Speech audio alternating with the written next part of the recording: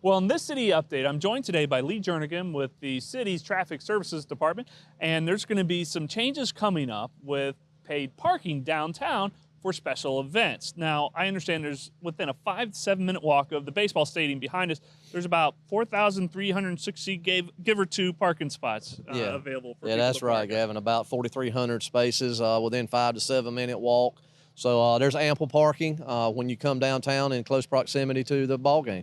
Now, the way things work currently on events, it costs money to operate parking in the downtown area. So we're going to be instituting on special events $10 fee for parking in city lots. Tell me a little bit about that. That's correct, Gavin. We have 12 lots at this point the city owns that we are scheduled to charge event parking in beginning on the 18th of April, which is our first ball game.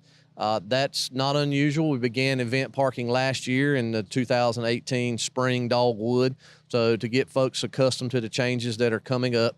But we will begin it more comprehensively, beginning with our first baseball game on the 18th of April. So it'll be $10 as you're coming into the parking lot, and this is 2 hours before and 2 hours after the start of the game, right? That's correct. Right now, and this is going to be a work in progress. Obviously, baseball is new to downtown, so we'll be continually monitoring to see if there's any changes we need to make. But right now, we'll begin the $10 event parking fee 2 hours before first pitch until 2 hours after first pitch. So folks can expect to see that event parking fee implemented during those times. And if you're a person like me who doesn't carry around a lot of cash, you'd still be able to be parked there. Sure. Our vendor will have the capabilities of taking cash and also credit and debit cards on site.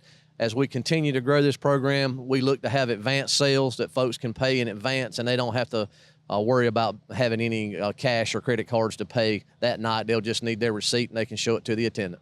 And I understand also as part of this process is we've set up temporary ADA accessible parking behind City Hall here in the plaza here, and that's $10 as well. But that's going to be, if you have a handicap placard, you'll be able to park there as well for this game. That's correct, Gavin. I mean, we're trying to reserve some parking within the closest proximity of the stadium that we have, which would be located behind City Hall where we're standing today. That parking, as you mentioned, will be $10, but we'll allow folks with handicap placards to utilize that and have a little shorter access walk to the stadium. And I also understand, it kind of leads me up to the next section of what we wanted to talk about today, was that, Hay Street between the railroad tracks during these games are going to be closed initially to vehicles during these games. It's going to be a pedestrian-friendly zone. Tell me a little bit about that as well. Well, our police, fire, and emergency services have a security plan at this point to implement a pedestrian zone on Hay Street, roughly between Ray Avenue and the Amtrak station down near Winslow Street, which will allow more opportunities for pedestrians to cross the street at one of the access points to get to the main entrance of the stadium. So in between the railroad tracks, pretty much, it'll be quick and easy for residents to get around.